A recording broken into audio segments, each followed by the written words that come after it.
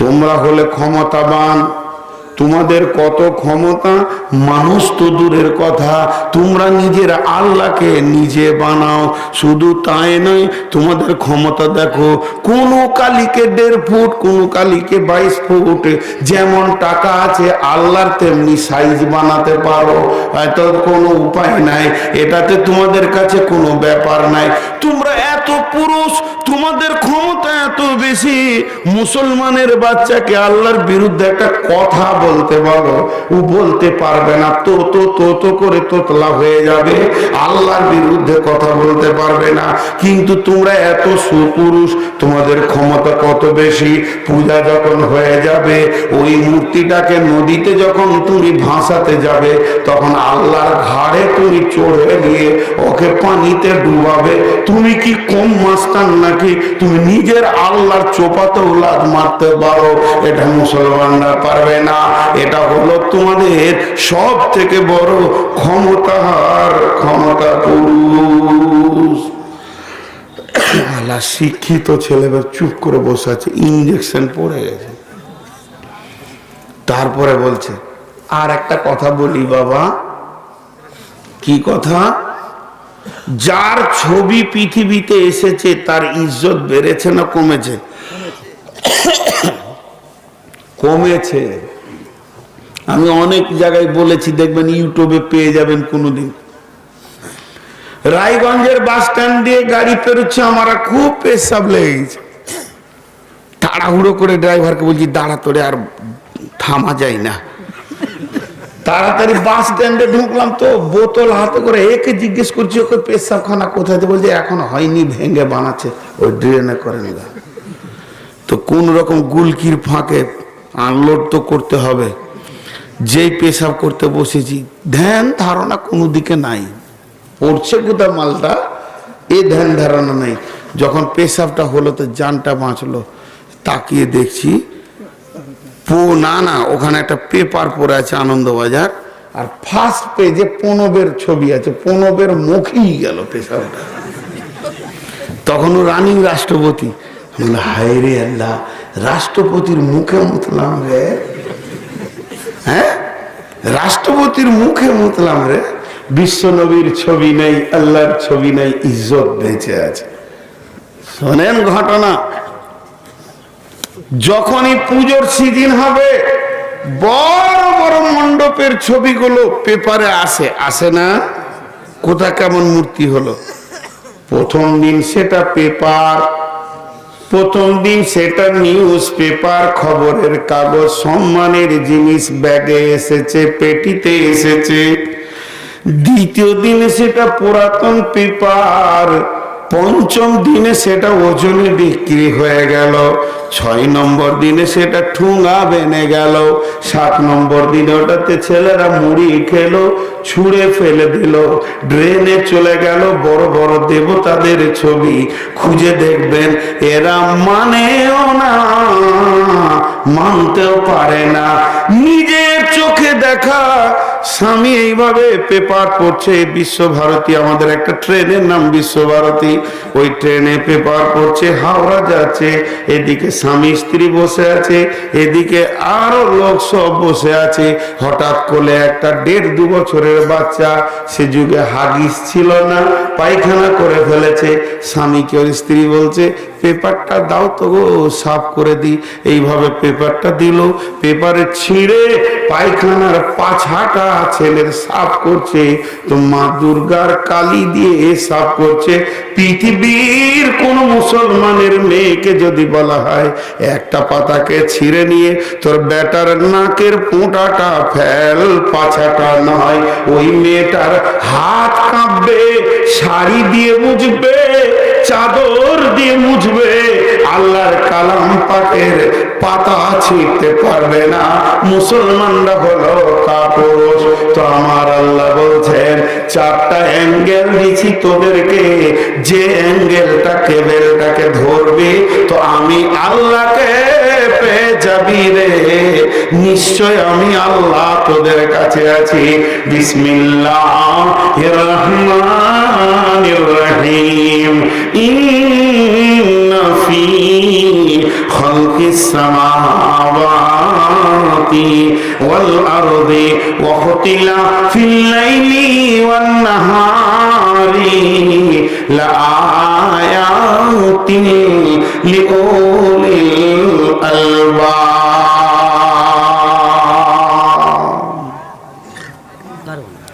জি ভাই,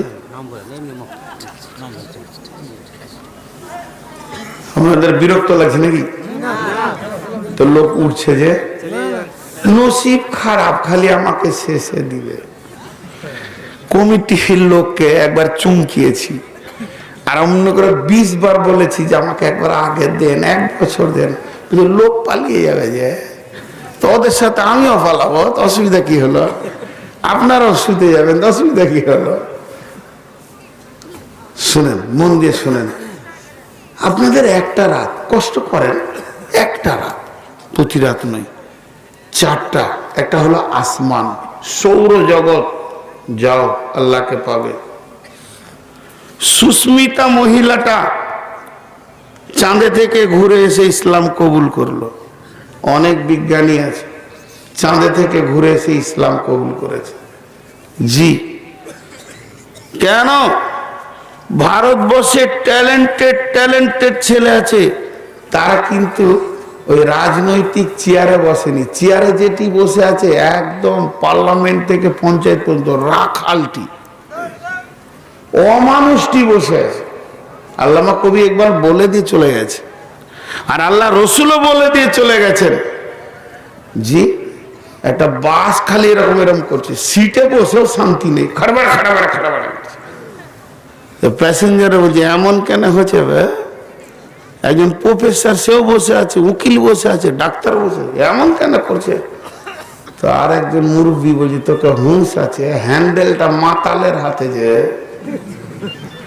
গাছে মারবে নাকি দেখ, কুলহো পড়ে রেখে দেখে থেকে কালমা টালমা পর। তো গোটা দেশটাতে শিক্ষিততে ভর্তি আছে, কিন্তু মাতালের হাতে হ্যান্ডেল চলে গেছে। মুদির চেহারা দেখলে উজু ভেঙে যাবে, শালার চেহারাতে এমন নোংরামি আছে, ওর চেহারার দিকে তাকালে উজু তার থাকবে না, ভেঙে যাবে। এই খবিসের হাতে পড়েছে রাজ্য। এবার আপনারা বলবেন তাহলে মৌলবিটিকে সব বসিয়ে দি, সমস্তকে একদম পঞ্চায়েত থেকে, গ্রাম পঞ্চায়েত থেকে নিয়ে একদম পাড়ার মেম্বার থেকে নিয়ে পার্লামেন্ট পর্যন্ত খালি মৌলানাটিকে বসিয়ে দি, তাহলে সিধা যাবে? মাথা খারাপ। এরা আরো নিজে গঙ্গা নদীতে ফেলবে। কেন? এই কটা মৌলবি, মাফ করবেন মৌলবিদের পায়ে ধরছি, আপনাদের জুতা আমার মাথার টুপি, কিন্তু বলতে বাধ্য হচ্ছি, ইমাম ভাতা চালু হয়েছে, খালি যে ডিস্ট্রিক্ট ম্যানেজার আছে কত ঘোষ খেয়েছে দেখেন, ও শালাকে হুঁশি নেই, যেটা হারাম। খালি একবার নামটা চেঞ্জ করতে যাও, এটা করতে যাও, 150 লাগবে 200 লাগবে, আপনাদের দিকে করছে না? হ্যাঁ, তো তুই মৌলবি কি করে হলি রে? তুই ইমামতি করছিস, তোর উপরে ভরসাটা হচ্ছে না। মার কি সাদে এসেছে আল্লাহর তরফ থেকে? এরাও ঘোষখোর। তাহলে আর আম সাধারণকে কি বলবেন? আল্লাহ বলছে চল সৌর জগতে চল, আসমানকে আগে দেখ, আসমানের দিকে ঝুঁকি লাগা।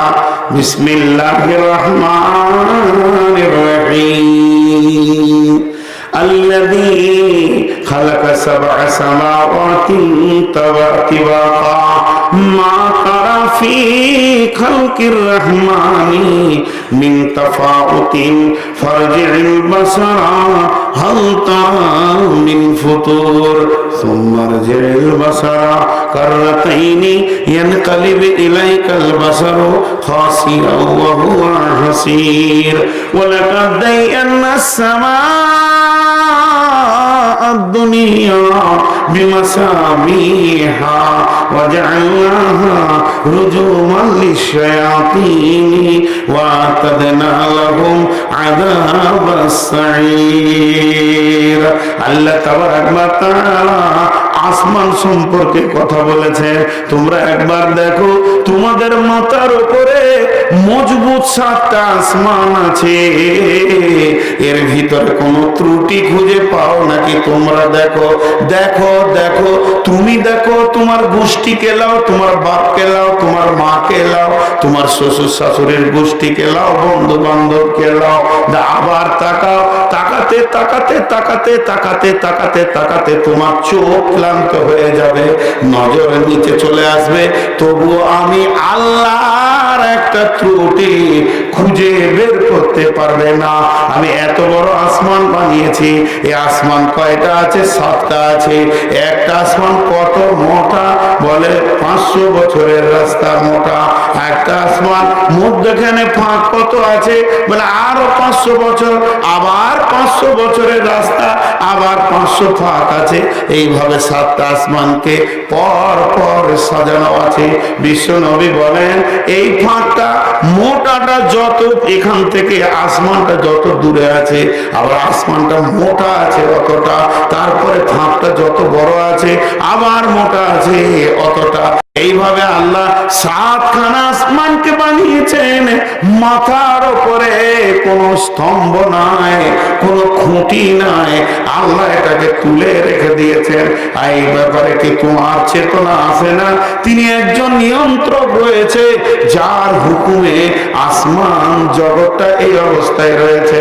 যখন এই সূরাটা তাফসীর পড়েছিলাম, তখন আমাদেরকে পড়িয়েছিলেন যে প্রথম আসমানটা ফেনা জাতীয় জিনিস দিয়ে তৈরি, দ্বিতীয় আসমানটা পাথরের তৈরি, যে পাথরগুলো মা বোনেদের সোনাতে ব্যবহার হয়, তৃতীয় আসমানটা লোহার তৈরি, চতুর্থ আসমান তামার তৈরি, পঞ্চম আসমান হচ্ছে চাঁদির তৈরি, 6 নম্বর আসমান আপনার কিনা সোনার তৈরি, 7 নম্বর আসমান লুলু মারজাত দিয়ে তৈরি।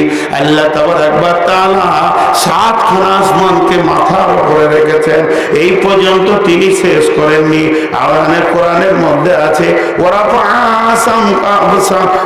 আর রহমান আল্লামাল কোরআন খালাকাল ইনসান আল্লামাহুল বায়ান আশ-শামসু ওয়াল কামারু বিহুসবান ওয়ান নাজমু ওয়াস শাজারু ইয়াসজুদান ওয়াস সামাআ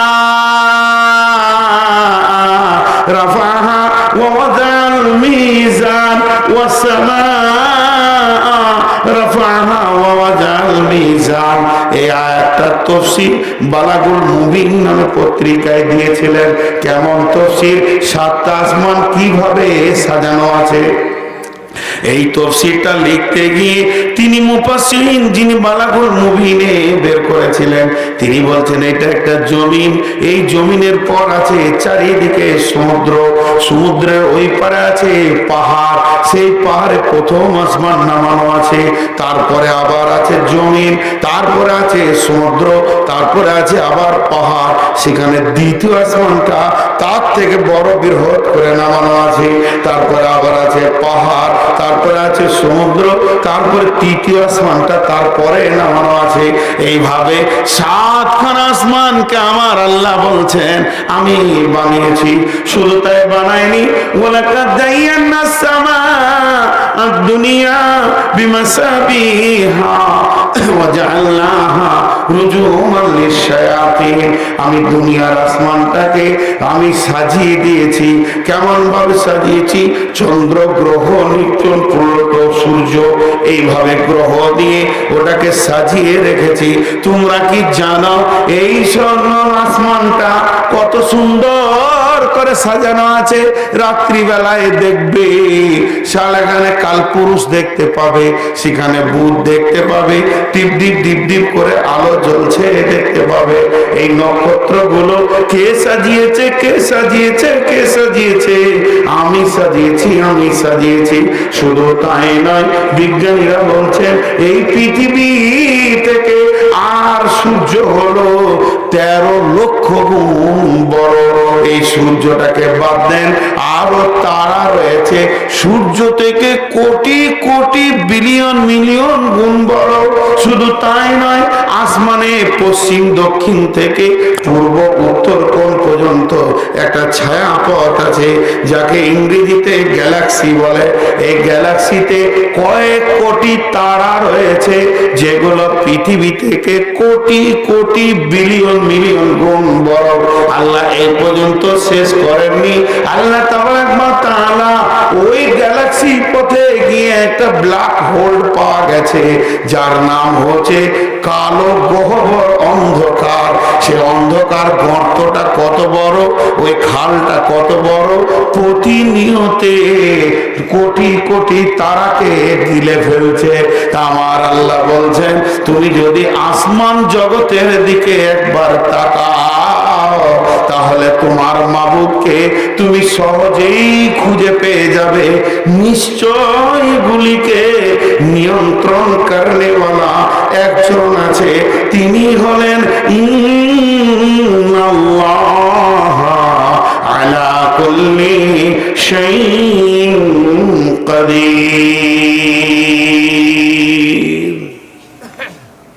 এবার জমিনে আসবো, এবার জমিনে আসবো। উঠিয়েন না, মানা করছি। শুধু এই চারটা কথা বলার পর মেন তথ্যটা দিব যে আল্লাহকে কোন সময় পাবেন। সরাসরি দেখা করতে যদি কারো ইচ্ছা থাকে, টাইমটা বলে দিব, একদম টাইম টু টাইম। ওই সময় আল্লাহ আপনার বাড়ির দরজায় পাবেন, মসজিদে পাবেন। আর বলবো কোরআন থেকে বলবো। খালি পরিচয়ের অ্যাঙ্গেলটা আর 2 মিনিট বলতে দেন, কোন অ্যাঙ্গেল দিয়ে আল্লাহর দিকে আগাবেন। বড় বড় মনীষীরা আসমানের দিকে তাকেই সুবহানাল্লাহ বলেছেন, জি ভাই, আসমানকে আল্লাহ বানিয়েছেন এত সুন্দর করে। এরকম আমার হাতটার দিকে তাকান, এই যে এই যে, তা আমার হাতটা এইখানে, মাঝে একটা পিঁপড়ে, ওকে এরকম কুচলে দিব, তোমার হাড় হাড্ডি বংশ বুনিয়াদ চলে যাবে। এই অবস্থায় আমার হাতের মাঝে থেকে সে আমার বিরুদ্ধে কথা বলে, কি করবে বাবা? তারপর আমি শুনছি আর ধৈর্য ধরেছি, এরকম করে দিব তো তোর গোষ্ঠী আঁতড়ি বেড়ে যাবে। তো একদিকে জমিন আর একদিকে আসমান, এর মাঝে আপনাকে আমাকে রেখেছে আল্লাহ। তারপরও চোপার জোর কথা, আল্লাহ আবার কে? আল্লাহ মেহেরবান বলে এখনো তোর চোপা ধরেনি। জি, আল্লাহকে বুঝে আসবে। এটা হলো আসমান জগৎ।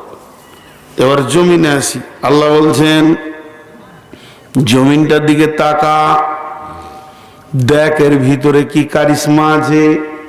একটা ট্রাক্টর লেয় জমিন চষার জন্যে, ও যখন ফাল মেরে চলে গেছে, তুই ফিক ফিক করে হাসছিস, বাপরে কি যন্ত্র রে, মাটিতে ফাল মারছে। একটা ত্রিপল নিয়ে আয়, ট্র্যাক্টরের নাটগুলোকে খুলতে খুলতে গোটা ত্রিপলে ট্র্যাক্টরটাকে খুলে বিছিয়ে দে। দেখতে পাবি কত নাট, কত বোল্ট, দেখতে পাবি নজেল, দেখতে পাবি এলিমেন্ট, দেখতে পাবি লাইলন, দেখতে পাবি পিস্টন, দেখতে পাবি কার্বোটার। গোটা মাল দিয়ে তাকে তৈরি করা হয়েছে। মাটি খুঁড়তে খুঁড়তে খুঁড়তে খুঁড়তে একদম শক্তবক নিচে চলে যা, একটা লাইলন পাবি না, পিস্টন পাবি না, এলিমেন্ট পাবি না, কিছুই নাই, গুঁড়ো মাটি।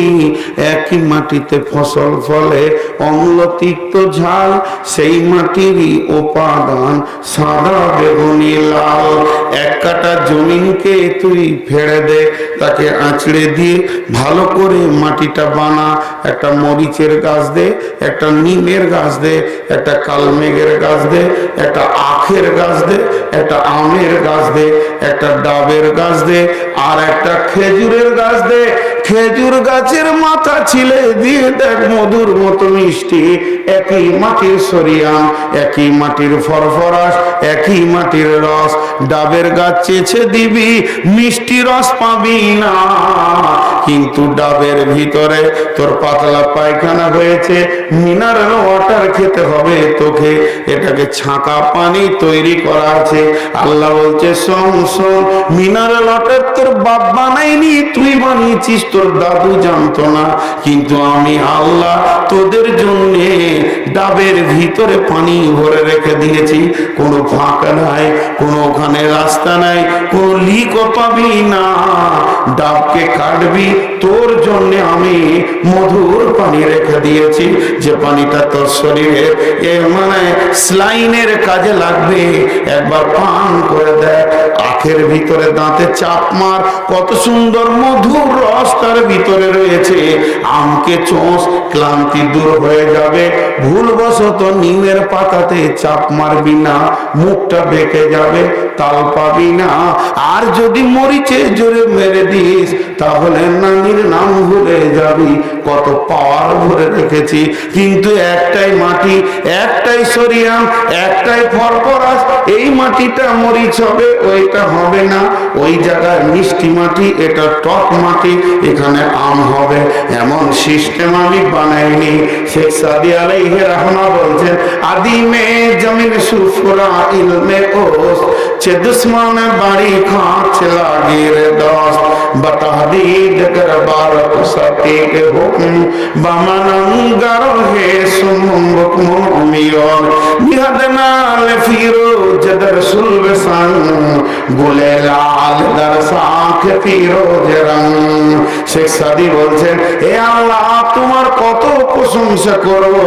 তুমি মাটি থেকে গাছটা বের করেছো, সবুজ সবুজ ডাল উঠছে, উঠতে উঠতে উঠতে উঠতে যখন ডালটা এরকম দিতে শুরু করলো, তখন পাতাগুলি সবুজ, ডাল সবুজ, গাছ সবুজ, পাতা সবুজ, ফুলের বৃত্তিটা সবুজ, ফুলটা হলো লাল। কোন শিল্পী এখানে তুলি দিয়েছিল? মাবুদ গো, তোমার কারিশমা। তুমি সবুজ ফুলে, সবুজের রসে লাল ফুল বের করতে পারো, এর মতো আর কিছু কারিশমা পৃথিবীতে নাই। তাই শেখ সাদি আলাইহি রাহমা বলছেন, ও দয়া মাবুদ গো, আপনি একটা দস্তরখানা বিছিয়েছেন, যে দস্তরখানাতে আপনার দোস্তেও খায়, দুশ্মনেও খায়, সেখানে কুত্তাতে খায়, শিগালে খায়, মানুষে খায়, সেখানে সমস্ত প্রাণী খায়। সেই দস্তরখানাটার নাম হলো জমিন।